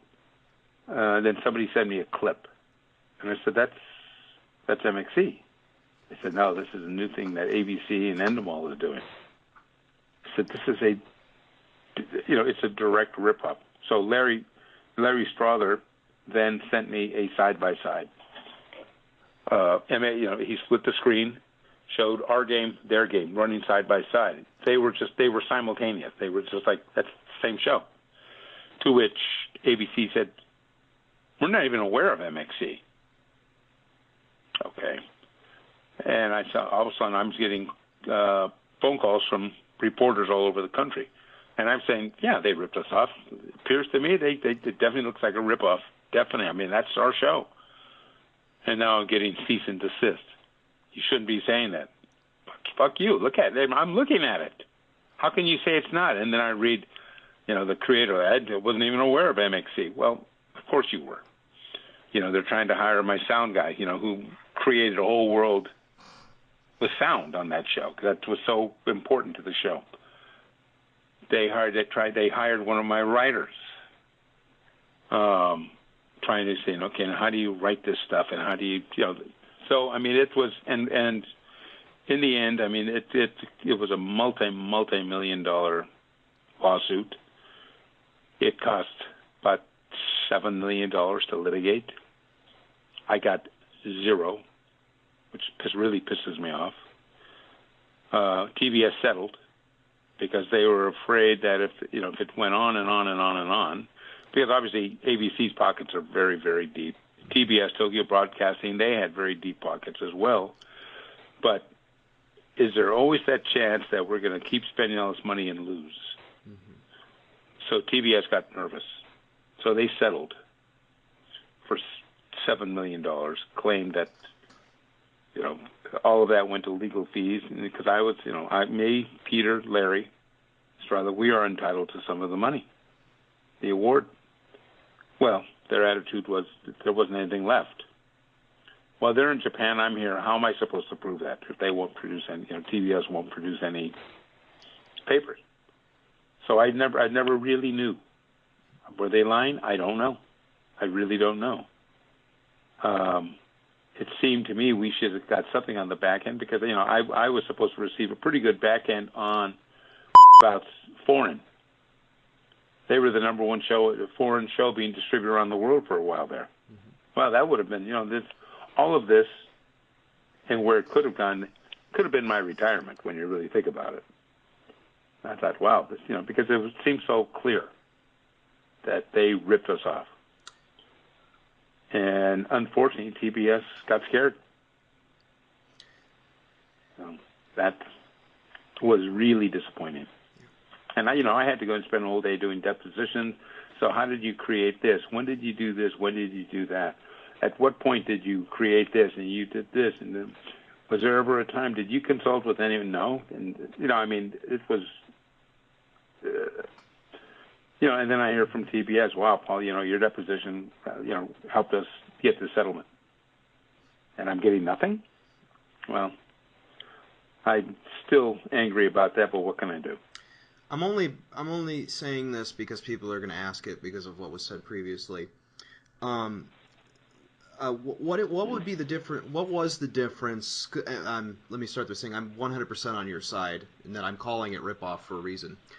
I guess the argument that some people might say is, well, what's the difference between ripoff and MXC and Knights and Warriors and American Gladiators? And again, I'm fully on your side. I'm only asking that for the sake of... Yeah. Knights and Warriors got sued and lost for ripping off American Gladiators. Mm-hmm. All right? So, Knights and Warriors, we lost the lawsuit. Mm-hmm. We had to pay, I don't know, $250,000 and give them use of any of our games, of our ideas. So, yeah, if we're talking apples to apples, ABC and Endemol should have lost. They should have paid up. Yeah. I mean, for anybody there to say I wasn't even aware of MXC. MXC was among the top. Some people tell me top 3. I'll say top 5 shows on cable at that time, at its height. Mm-hmm. Everyone saw it. Yeah. So don't tell me you haven't seen it when the play-by-play is virtually the same. You have your Vic and Kenny. They every convention they stole right down the line. Mm-hmm. And then we have a memo from an ABC asking their producing people to look for ideas around the country. Don't worry about ripping them off. We'll take care of you. But we have hold of those memos as well. And still, and I've done, and TBS should have held their own because they literally could have won hundreds of millions of dollars in the lawsuit. Yeah. And I only say that because I would like to have had that in my retirement. Not hundreds of millions, anything. Yeah. So I wouldn't have don't. Yeah. I wouldn't want to be a lawyer on either side of that fence. I'll say that much. No, and it was tough because it really was the legal team in Japan, and there was a law firm here in Beverly Hills who cost $5 million. They made a lot of money. So it was, and I just I find it hard to believe that there wasn't anything left. From MXC in the interim, you created a show for G4 called Super Big Product Fun Show. That came after. Mm-hmm. That came after. It was the Super Big Product Fun Show, which we fondly called the Batsu Boys, because that that stuff was a form of comedy in Japan called batsu, B-A-T-S-U, which was sort of a funny cruelty, punishment, funny punishment. I mean, that's what batsu was in Japan, as you can see in a lot of their game shows as well. So there was a group, much like the Second City or Groundlings in Japan, and they were a batsu comedy troupe, and they did a series of jackass type of bits and things. G4 came to me, said, come on in, we want to pitch something to you. Okay. So they showed me the show, and, do you think you could do something with this? I think so. Well, take the tapes home, talk it over with your team, and so we developed something. Actually, Chris Darga is the one who really came up with the idea. What if we make this a product testing type of show, like a infomercial type of product testing show, which was that was the germ, and so we developed that idea further and further, and that's really how we created the show. The biggest problem with that show was, quite frankly, G4. They made us break our own rules. We learned a lot doing MXC. Like, let's stay away from the Japanese stuff because it's not going to play. You can't do jokes on jokes. It doesn't work. And their whole idea. So we did a pilot for them, or a presentation. They loved it. They said, "Yeah, but let's make it more Japanese." Well, no, we don't want to do it that way, because we'll explain to you why. They said, "Nah, the president wants it to be all Japanese." So they came up with and we'll do the opening graphics. So they made the opening graphics with a guy singing with a heavy Japanese accent, and the graphics were very Japanese. And I kept saying, "This doesn't work. It's going against everything that we're doing here." And they said, "No, we think it'll make it funnier." Well, you can't get non-funny people to create funny shows. I mean, it just doesn't really work that well. And we tried to show them, is this funnier or is this funnier? No, your thing is funnier. But we think that there's going to be a large part of the audience that's going to be disappointed if you go too far from the original show. Well, we don't really want those people. They're in Japan. So that's what creatively really hurt the show. So that show, all of a sudden, it became a a camel is a horse made by committee. Mm-hmm. That's really what the show became. And that's all I can say about that show. Okay. It could have been so much better. And now when I talk to the people who were there, they all admit, they're like, "You know what? You're right. It could have been a lot better." It's like, listen to us, and not because we're so smart, just that we've tried it so many other ways, and we, through a lot of trial and error, we discovered this way works better. Mm-hmm. We're not really trying to take a hard line. It's just that, you're asking us for our expertise. So that hurt that. Could we jump back just a little bit? Because when we went to MXC, we did skip one show I wanted to talk about. Burt Luddin Love Buffet. We did that for Game Show Network. That was a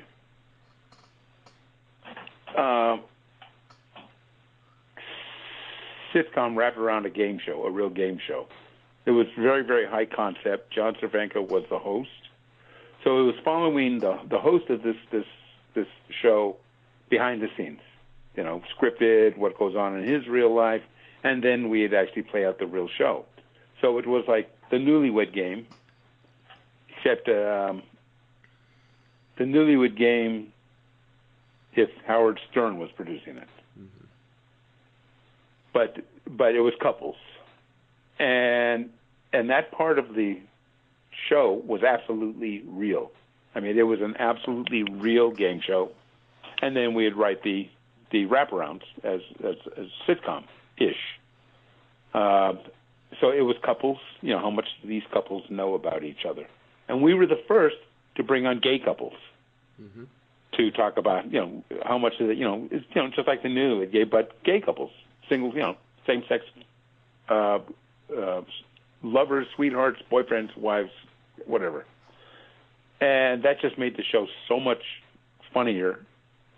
And the audience just gravitated toward that, where, I thought that show should have really, let's get rid of the sitcom part and let's just concentrate on the game part.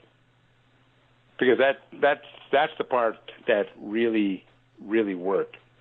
I think what hurt it comedically in terms of the sitcom portion was the fact that we tried too hard to make the host, John, too likable behind the scenes. Where it would have been funny if, because when you're a game show host, you're the nicest person on earth. Behind the scenes, it would have been nice if there was more of a contrast. And we had a lot of discussions about that, because I wanted to give him a harder edge, and others thought, he should be likable. So we went the likable route, and that's not to say what I was suggesting would have worked either. But I just thought it would have given us, some more comedy. And is that why the show ended when it did, or was there another reason? I think that I think the sitcom portion was not very strong, to be honest with you. I think I think we could have taken it a lot further. One of the executives there at the time who made the decision, no, let's make him likable behind the scenes, ultimately told me, I think you were right. We should have gone the other way. It would have made it funnier. Well, we never did it the other way, so, who knows if it would have. But I just, there was a show called Wild Bill years ago. And Dabney Coleman, despicable character, but, a despicable character that you love. And that's how I wanted to see Burt Luddin. Well, let's get to kind of the ending question then, which is, what advice would you have for someone who wants to work in television?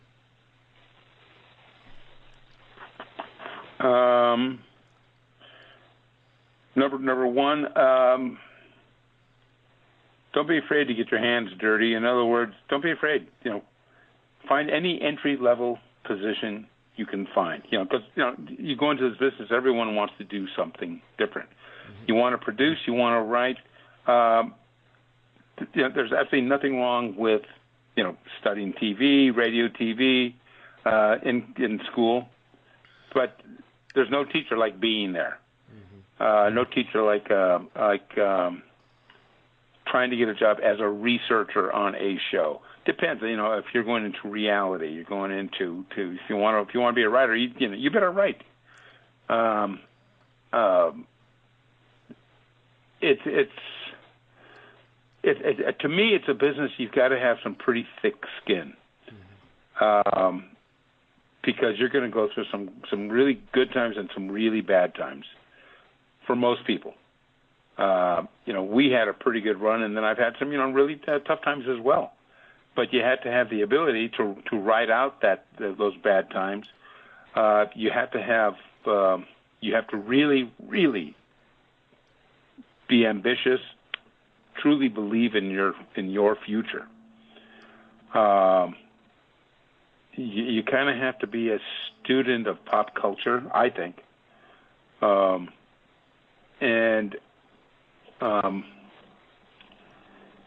don't know. It's hard to say, because it's to me it's like it's always the question of, well, what aspect of the business do you want to get into? Behind the scenes, you want to go in front of the camera. You want to go into production. You want to be a numbers person. Because there are so many different jobs. It's different today, and now I consider myself a dinosaur, because I'm from the old school. Yet I've done some very young, hip shows. Less than 2 years ago, I did a pilot for MTV, and based on MXC, but that's a whole different story. I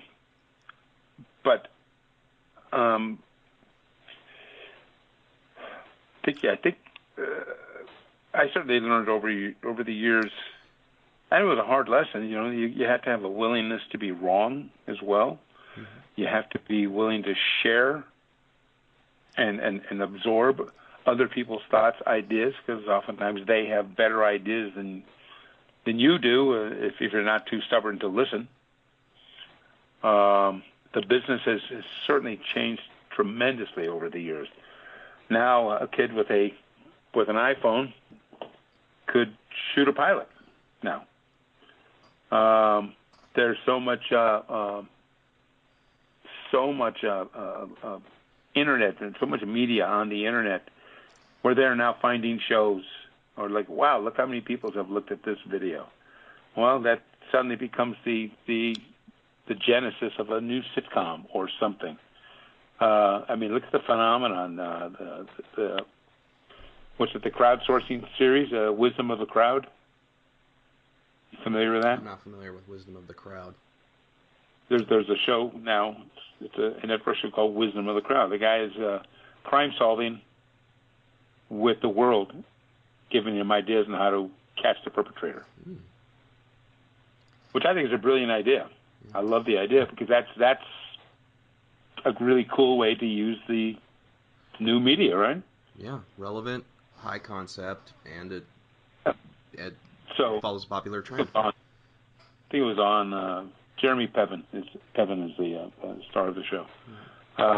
But I just think it's a really, really cool concept. And, I'm trying to, I've sort of slowed down a lot. I've done a few things, a few pilots. I consult here and there. I would say I'm pretty much retired, semi-retired. I am the internet director at a Lincoln Ford agency right now because I'm developing a show about a car dealership.